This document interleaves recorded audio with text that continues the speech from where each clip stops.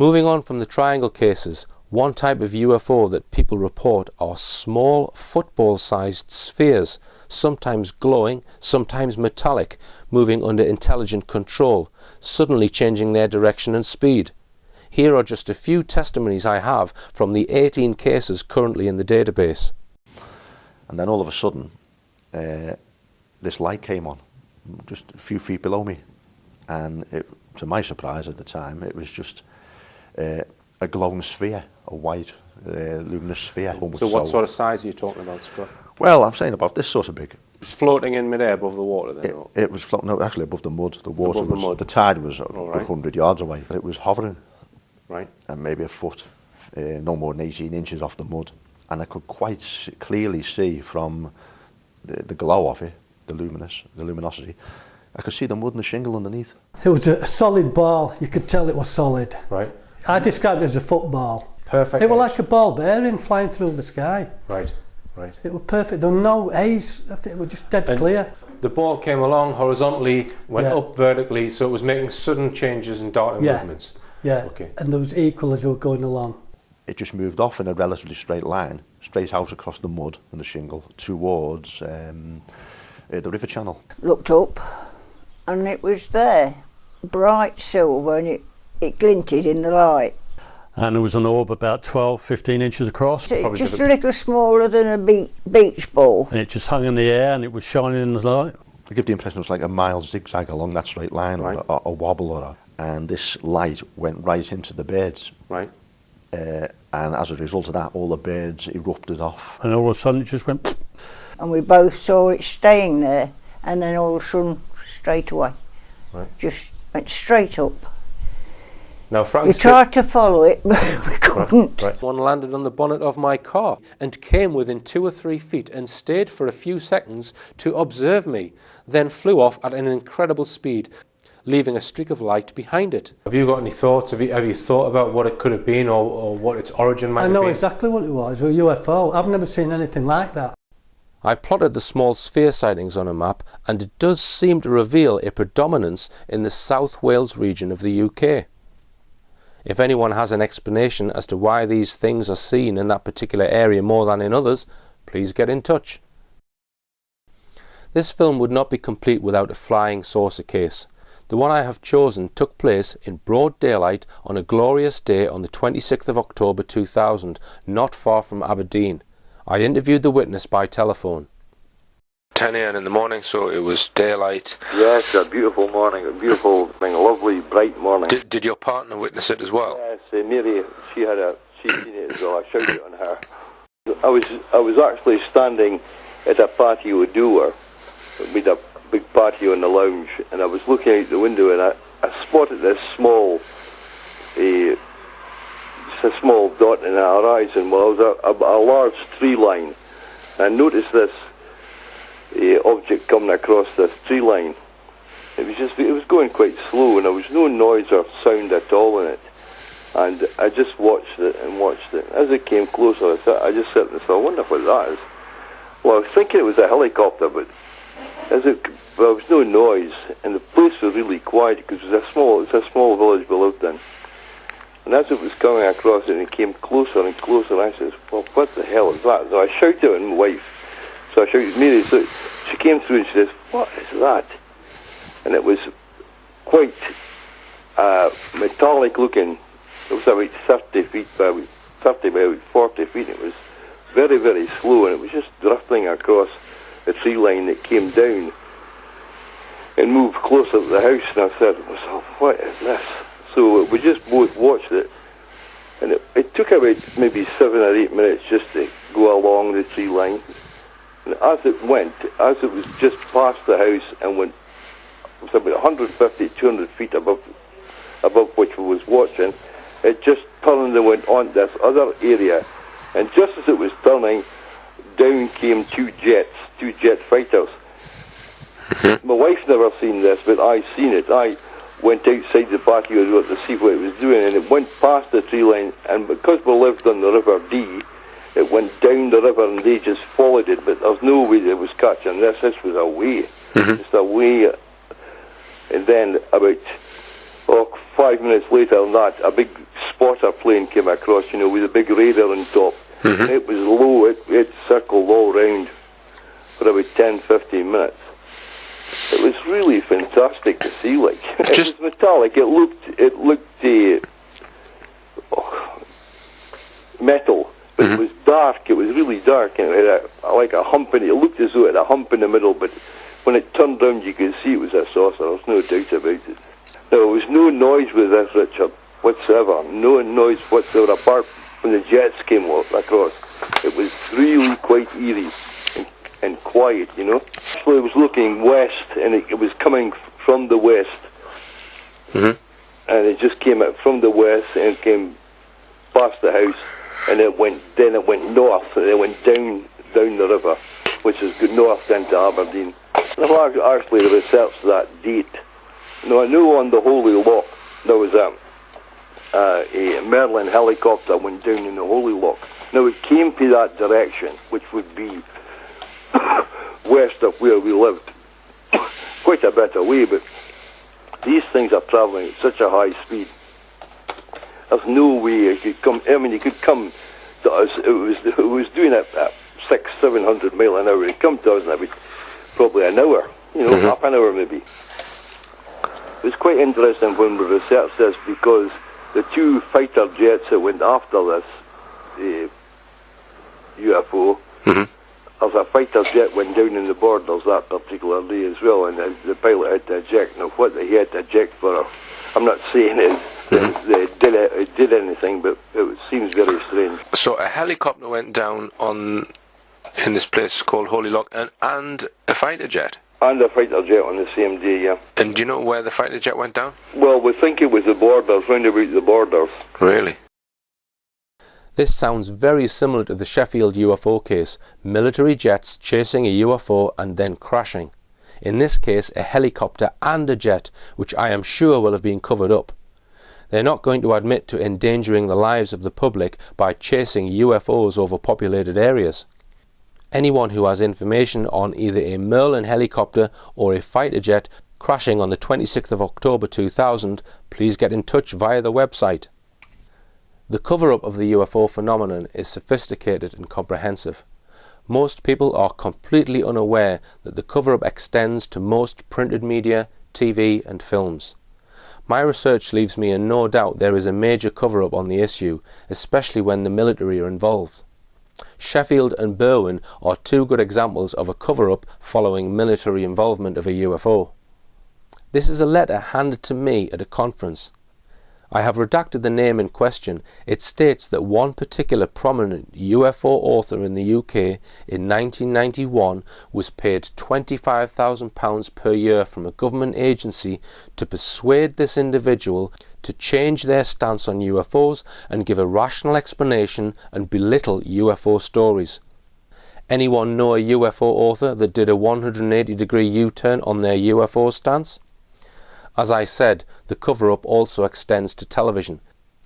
In 2011, I exposed the Channel 5 Berwyn UFO documentary, where programme makers were ordered from a high-up source to remove all of Scott Felton's testimony from their show. Scott, who has done more research than anyone on the Berwyn case and found reliable witness testimony that the military were involved, was also removed from a scheduled BBC radio interview on the same subject. I was assured that the people I named wouldn't even be in it. It was a case of, well, you know a bit about this case. Yeah. It'll be more or less your show sort of thing. The programme makers came along.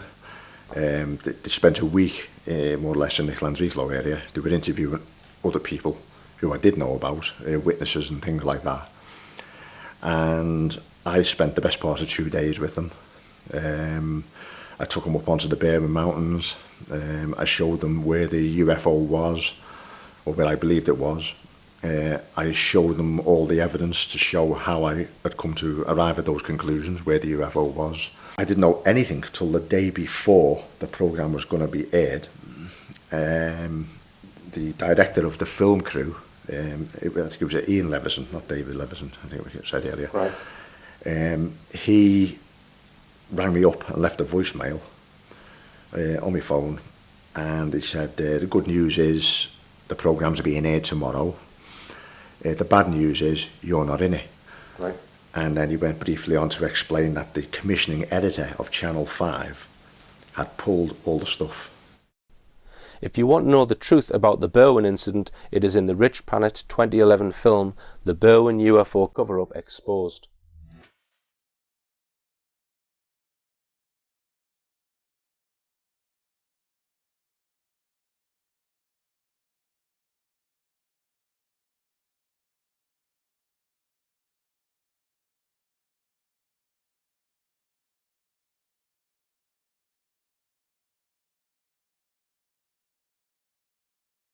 So how come these craft are almost always silent? It is possible, of course, for objects to float in midair like a balloon using Archimedes' principle, which states that when a body is wholly or partially immersed in a fluid, it experiences an upthrust equal to the mass of the fluid displaced. In the case of a hot air or helium balloon, the fluid displaced is simply the air, which is a fluid, and the upward force keeping the object off the ground is equivalent to the weight of the air which the object is displacing. And balloons, of course, are silent. Do I really think these triangular craft are hot air balloons? No, I very much doubt it. The thin, flat shape of these objects, along with other characteristics such as huge acceleration and materialization, mean it is highly unlikely they are silent balloons. The most likely answer is they are using what is known as a field-based propulsion system. We are all familiar with terms such as gravitational or an electromagnetic field. Such fields do not make any noise, and if they are harnessed appropriately, can produce forces and hence movement or acceleration of an object. To illustrate how a field propulsion system might work, let's just consider this cannonball floating in the vacuum of space. It is far away from any stars and planets and is stationary. According to Isaac Newton, the cannonball would remain at a fixed position unless acted upon by a force. A space rocket, such as the ones used by NASA to power their space vehicles, creates a force on itself by ejecting mass out of one end at high speed. The rocket then experiences a force in the opposite direction to the mass being ejected and accelerates away in this direction. As long as mass is being ejected, the force is maintained and the rocket continues to accelerate until mass is no longer being ejected. So if the cannonball is going to move by itself in a particular direction, it needs to expel out from itself part of its mass. This method of propulsion has a major drawback. The vehicle has to carry within its payload large amounts of extra matter which it uses to eject out in order to move. So the vehicle is constantly becoming lighter, and of course, when it runs out of the extra matter, it can no longer change direction. A far more desirable method of propulsion would be to be able to make the object move without having to eject any mass. If we consider our cannonball and place a large planet next to it, the gravitational field produced by the planet would immediately cause the cannonball to start accelerating downward toward the surface of the planet. This is a field effect. In this case, a gravitational field effect. So the cannonball has moved without ejecting any of its mass. It moved due to the influence of a field. Once the cannonball is travelling at a high rate towards the planet, if we were to suddenly move the planet to the other side of the cannonball would start accelerating the other way and change direction. No matter how high the acceleration of the ball, any occupants inside the ball would not feel any force, because they are in free fall within a gravitational field.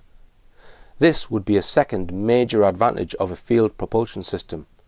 Let's say the object changed direction and appeared to an observer to move at an acceleration of 30 g, that's 30 times Earth gravity. The occupants would not experience any forces on their bodies at all. Is this what was observed during the Belgian UFO flap described by Professor Emil Schweitzer to the British MOD in 1991?